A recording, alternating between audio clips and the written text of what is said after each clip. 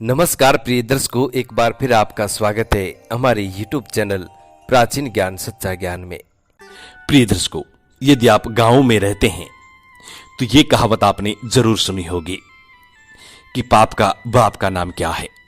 प्रिय दर्शकों, शहरों में भी इस कहावत को बहुत से लोग जानते हैं और इस कहावत को कहते भी रहते हैं कि पाप का बाप का नाम क्या है। ये कहानी बहुत ही इंटरेस्टिंग है।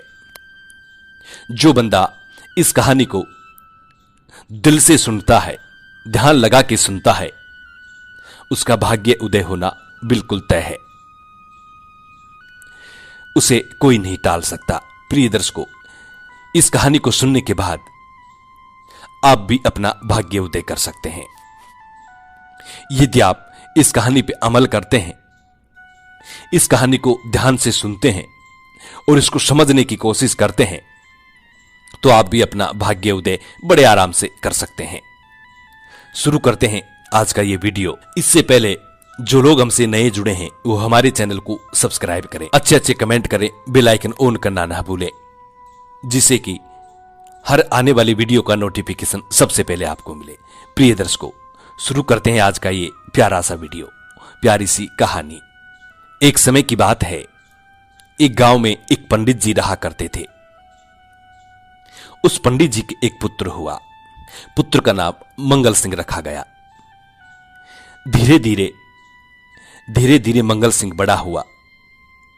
जैसे ही मंगल सिंह बड़ा हुआ तो पिता ने अपने पुत्र को काशी शिक्षा प्राप्त करने के लिए भेज दिया। मंगल काशी चला गया और काशी में शिक्षा ग्रहण करता रहा। काशी से चारों वेद, सारे शास्त्र पढ़े, अच्छा ज्ञान प्राप्त किया और काशी पढ़कर के 12 वर्ष के बाद वापिस अपने गांव के लिए लौट चला आया। गांव में आते ही लोगों का सैलाब उमड़ पड़ा। लोग मंगल सिंह को देखने के लिए बड़े उत्सुक थे, क्योंकि उस जमाने में गिने चुने लोग ही पढ़ाई कर पाते थे। पढ़े हुए लोगों को विद्वान समझते थे, बहुत ज्ञानी मानते थे। हर गांव का बच्चा बच्चा उस पढ़े हुए इंसान की हर बात को मानता था, क्योंकि उस जमाने का कुछ दौर ही ऐसा था, हर इंसान को शिक्षा मिलना बहुत मुश्किल था। तो मंगल सिंह उस जमाने में पढ़ाई करके आए थे, वो भी काशी में। तो उनको देखने के लिए पूरा गांव इकट्ठा हो गया। ढोल नगाड़े से उनका स्वागत किया गया। प्रिय दर्शकों, सारे गांव वाले इकट्ठे हो गए, बड़े बुजुर्ग इकट्ठे हो गए। अब बड़े बुजुर्गों की ये आदत होती है, शुरू से ये आदत होती है कि कोई भी बंदा अच्छा पढ़ लिख जाता है तो उससे सवाल पूछे जाते हैं। और ये सही भी है, ये गलत नहीं है, पूछना भी चाहिए, ताकि उस बंदे की काबिलियत का पता लग सके कि बंदा कितना पढ़ा लिखा है। उस गांव के बड़े बुजुर्ग मंगल सिंह से सवाल पूछते और मंगल सिंह तुरंत उसका जवाब दे दिया करता। प्रिय दर्शकों, मंगल सिंह को उस गांव में विद्वान पंडित की पदवी मिल गई। मंगल सिंह भी बड़ा खुश था, मंगल सिंह का परिवार भी बहुत खुश था। मंगल सिंह के पिता फूले नहीं समा रहे थे। वो हर किसी के पास अपने पुत्र की बढ़ाई किया करते, डींगे हाँकते। और पिता का यह कर्तव्य भी होता है कि वो अपने पुत्र की सदा प्रशंसा करे। इसीलिए मंगल सिंह के पिता सदा अपने पुत्र की प्रशंसा करते। जो भी मिलता उससे यही कहते, मेरा पुत्र बड़ा विद्वान है, बड़ा ज्ञानी है, काशी में पढ़ाई करके आया है। संसार में ऐसा कोई प्रश्न नहीं है जिसका मेरा पुत्र उत्तर नहीं दे सकता। प्रिय दर्शकों, रोज नए नए गांव वाले आते, नए नए प्रश्न पूछे जाते। हर प्रश्न का मंगल सिंह बड़ी सहजता से उत्तर देता। एक दिन की बात है, एक बुजुर्ग उनके घर पे आए और मंगल सिंह से सवाल पूछा गया। कहने लगा, मंगल सिंह, आप विद्वान हो, काशी पढ़ाई करके आए हो, लगता है काफी विद्वान हो, लेकिन आप मेरे एक प्रश्न का उत्तर दीजिए तो मैं मानूंगा कि आप वास्तविकता में ही विद्वान हो। उस बुजुर्ग ने मंगल सिंह से प्रश्न पूछा कि आप मुझे यह बताइए, पाप के बाप का नाम क्या है, यानी कि पाप के पिता का नाम क्या है। मंगल सिंह सोच में पड़ गया, काफी देर सोचने लगा, काफी देर सोचता रहा, लेकिन मंगल सिंह को इस प्रश्न का कोई उत्तर नहीं मिला। मंगल सिंह कहने लगा, दास जी, ये प्रश्न कभी हमारे ग्रंथों में नहीं आया। ऐसा प्रश्न हमारे गुरु ने भी नहीं बताया, हमारे गुरु ने भी हमें कभी नहीं पढ़ाया। ना ही कोई शास्त्र में है ऐसा प्रश्न, ना ही कोई ग्रंथ में है, ना ही कोई छोटी मोटी किताब में है। मंगल सिंह काफी सोचने के बाद भी इस प्रश्न का उत्तर नहीं दे सका। बुजुर्ग आदमी मंगल सिंह से कहने लगा, मंगल सिंह, आप फेल हैं। आपको जो विद्वान की पदवी दी गई है, ज्ञानी पंडित की जो पदवी दी गई है, वो गलत है। आप विद्वान नहीं हो सकते। मंगल सिंह का पिता बड़ा दुखी हो गया, क्योंकि पुत्र फेल हो चुका था। इसलिए मंगल सिंह के पिता बहुत दुखी हो गए। मंगल सिंह के पिता मंगल सिंह को कहने लगे, मंगल सिंह, यदि तुम इस प्रश्न का उत्तर नहीं दे सकते तो तुम्हारी सारी पढ़ाई बेकार है। मंगल सिंह को भी अच्छा नहीं लगा। पिता ने अपने पुत्र से कहा, मंगल सिंह, यदि तुम इस प्रश्न का उत्तर नहीं दे सकते तो आपकी शकल मुझे नहीं देखनी है, अपनी शकल मुझे मत दिखाना, चले जाओ यहां से। मंगल सिंह बड़ा सोच में पड़ गया। मंगल सिंह सोचने लगा, हो सकता है इस प्रश्न का उत्तर काशी में मेरे गुरु के पास ही मुझे मिल सकता है। मंगल सिंह अपने पिता को वचन देते हैं, पिताश्री, मैं जब तक आपको अपनी शकल नहीं दिखाऊंगा, जब तक इस प्रश्न का उत्तर नहीं बता दूं। मंगल सिंह अपने पिता को यह वचन देकर के वहां से रवाना हो जाते हैं, सीधे काशी के लिए रवाना हो जाते हैं। काशी जाकर के अपने गुरु को दंडवत प्रणाम करते हैं। गुरु से जाके कहते हैं, गुरुदेव, या तो आपने मुझे अधूरा ज्ञान दिया है, या आपसे ज्ञान ग्रहण करने में मैं असक्षम रहा। गुरुदेव कहने लगा, मंगल सिंह, तुम्हें संपूर्ण ज्ञान प्राप्त है, तुम विद्वान हो।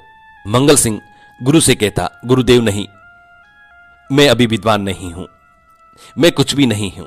मेरे ग्राम के अंदर एक बुजुर्ग ने मुझे एक सवाल पूछा है और उस सवाल का मैं उत्तर नहीं दे सका।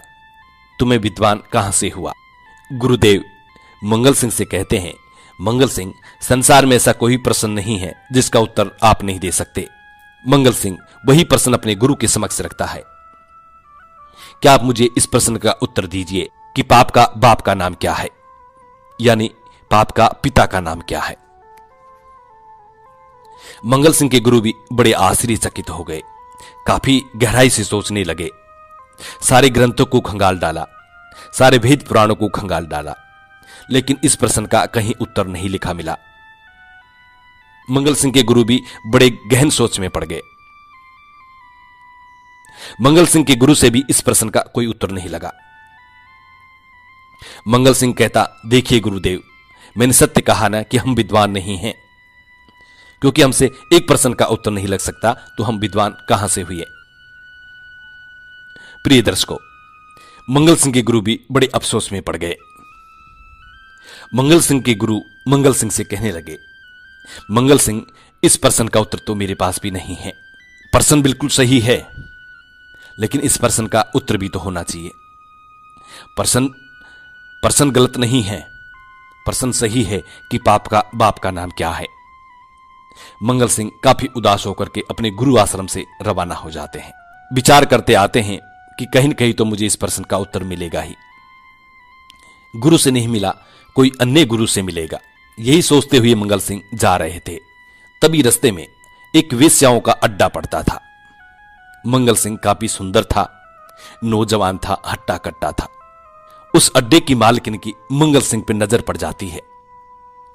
मंगल सिंह को देखकर वेश्याओं के अड्डे की मालकिन सोचने लगती है कि बंदा बड़ा अट्टा कट्टा है, लगता है कोई नौजवान पुरुष है, लगता है कोई ज्ञानी पंडित भी है, लेकिन इतना उदास क्यों है?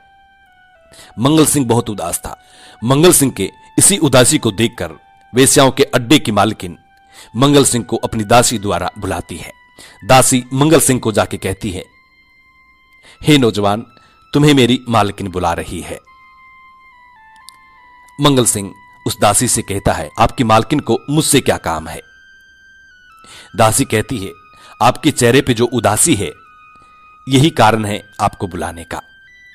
मालकिन ये जानना चाहती है कि आपके चेहरे पे उदासी क्यों है। आप पंडित हैं, शकल से पंडित लगते हैं, नौजवान लगते हैं, ज्ञानी विद्वान लगते हैं, फिर भी आपके चेहरे पर इतनी उदासी क्यों है? मंगल सिंह दासी से कहता है, आपकी मालकिन के पास मेरी उदासी का कोई जवाब नहीं है। जहां बड़े बड़े आचार्य, बड़े बड़े गुरु लोग फेल हो चुके हैं, वहां आपकी मालकिन क्या उत्तर देगी। लेकिन फिर भी उदासी जिद करती है कि आपको चलना ही पड़ेगा। मंगल सिंह उस दासी के साथ अड्डे की मालकिन के पास जाता है और जाके कहता है कि मुझे क्यों बुलाया जी। वो पूछने लगती है कि तुम्हारे चेहरे पे इतनी उदासी क्यों है? नौजवान लगते हो, विद्वान लगते हो, ज्ञानी लगते हो, फिर भी तुम्हारे चेहरे पर इतनी उदासी क्यों है?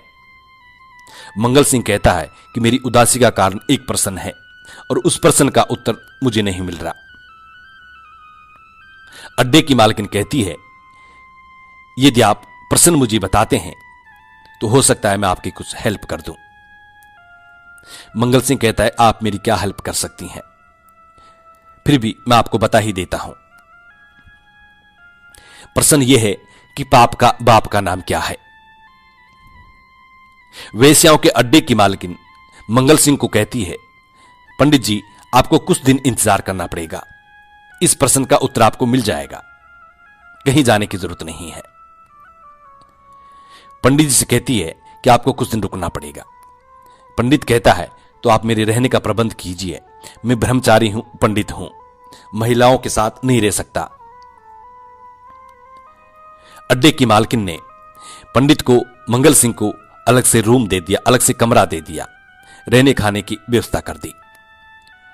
1-2 दिन निकले। 2-3 दिन बाद अड्डे की मालकिन, वेश्या महिला, फिर पंडित के पास आती है, फिर से मंगल के पास आती है और मंगल को खाना बनाते देखकर कहने लगती है, पंडित जी, हम भी खाना बनाते हैं, लेकिन आपको खाना बनाते हुए देख बड़ा दिल में दर्द होता है, बड़ा दुख होता है। पंडित कहता है, नहीं नहीं नहीं, छूना मत मुझे, मैं पंडित हूं, ब्रह्मचारी हूं। वेश्याओं की महिला कहती, पंडित जी, हम वेश्या हैं तो क्या हुआ, है तो इंसान, आप भी इंसान हैं, और मैं आपसे कोई जबरदस्ती नहीं कर रही हूं। मैं सिर्फ इतना कहना चाहती हूं, यदि आप मेरे बने हुए हाथ का भोजन ग्रहण करते हैं तो मैं आपको 2 मोहर दूंगी। पंडित पहले तो मना करता है, लेकिन महिला के काफी जिद करने के बाद वो मान जाता है। सोचने लगता है, सिर्फ हाथ का बना हुआ ही तो खाना है, ग्रहण कर लेंगे, 2 मोहर भी मिलेगी।